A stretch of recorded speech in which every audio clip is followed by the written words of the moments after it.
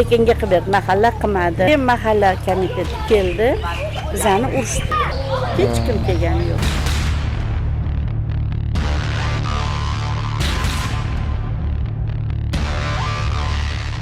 Odam bilan gaplashishni bilmaydi mana.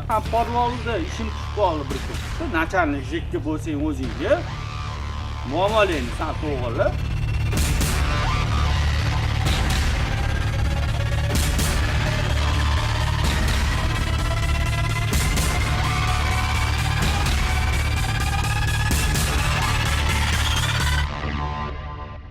Bugungi kunda mahallalarimizda mahalla yettiligi faoliyat olib bormoqda. Qolaversa, keng jamoatchilik vakillari, nuroniylar, ko'p qavatli uylarimizda esa boshqaruv servis kompaniyalari xizmat ko'rsatmoqda. Lekin ming afsuski, mahalla hududi ko'p qavatli uylar obodonlashtirishdan chetda qolmoqda. Bugun ana shu mavzu to'g'risida so'z yuritamiz.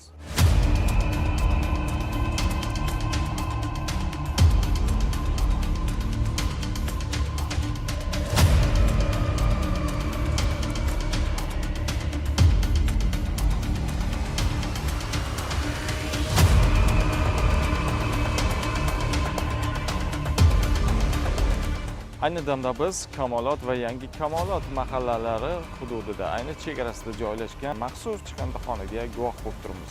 Lekin ming afsuski, favqulodda holatlarda yong'in sodir bo'lmaydi deb kim kafolat bera oladi? Ushbu manzilga esa kim e'tibor qaratadi? Bu savollarni aynan ularni o'zlariga bermoqchimiz. Ushbu manzilda esa boshqaruv servis kompaniyasi ham joy olgan. Lekin ming afsuski, shamol oqibatlarida sodir bo'lgan daraxt sinishlari tufayli ushbu shoxlar yig'ib qo'yilgan. Lekin buni kim olib chiqib ketadi? Qanday bartaraf bo'ladi? Bu savollarni esa maxsus mas'ullarga yuzlamoqchimiz.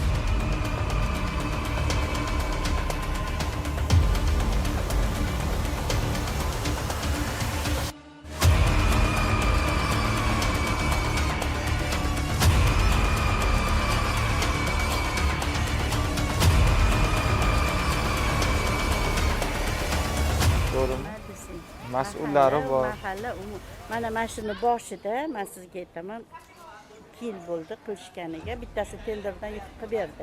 Tekinga qilib berdi, mahalla qilmadi. Keyin biza 1 oy qaradik. Ikkita qo'shni bilan baqirdik, boshqa qildik, asradik. Keyin mahalla komiteti keldi, bizani urishdi. Nimaga sizlar qo'ymayapsizlar odamlarni? Men aytdim, kattalar mana bunaqa kirib bizyapti. Bu detskiy bo'lsa 5 yoshgacha bolalarniki. Shunaqacha qo'yinglar, men o'zim qilib beraman dedim. Men hozir ko'rib turibmiz, chiroyligina yam-yashil bo'lib turibdi-da. Shuni fuqarolarimiz ham bor. Misol chiqindixonagacha daji yetib bormaydi-da, chiqindini. Ularga qaramasmish-da, men bu anaqa havas qilish kerak ekan buni. O'zidan 300 mi qancha joyi qilish kerak ekan-u.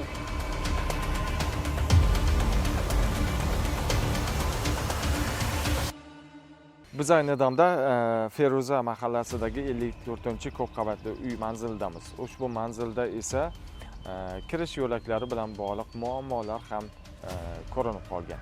Aynan ushbu manzara yuzasidan fuqarolar qanday fikr, mulohazalar yuritadi? Yuzini bizga ko'rsatishni istamadi, lekin audio yozuvlarni sizga taqdim etamiz.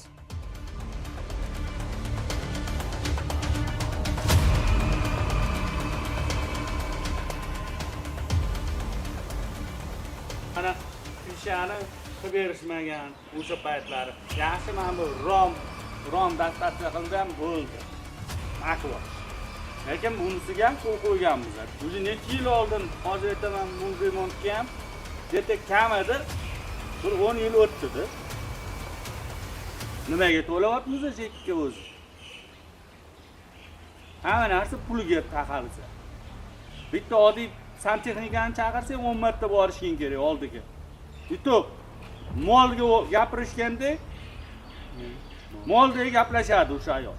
Odam bilan gaplashishni bilmaydi mana. Oke, to'g'risida.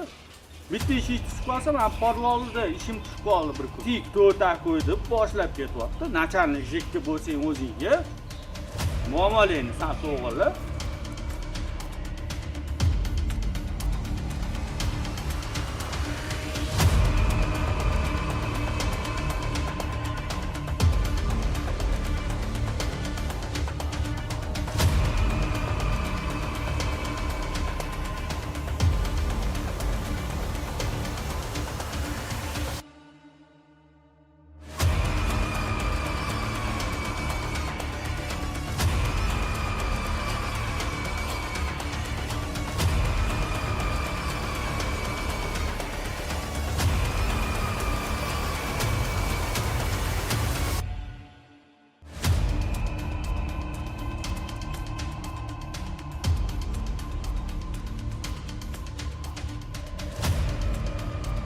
Ko'rib turganingiz Yangi Kamolot mahalla markazi yonginasida joylashgan transformator. Ushbu transformator hududi qurib qolgan o'tlar bilan to'la.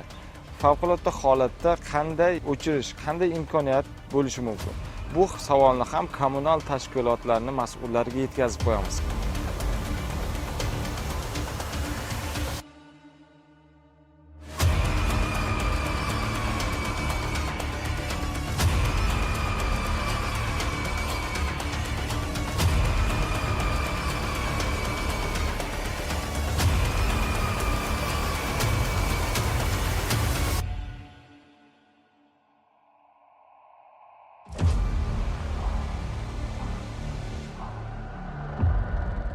Ko'rib turganingiz shinamgina bolalar maydonchasi, bexavotir, bezarar.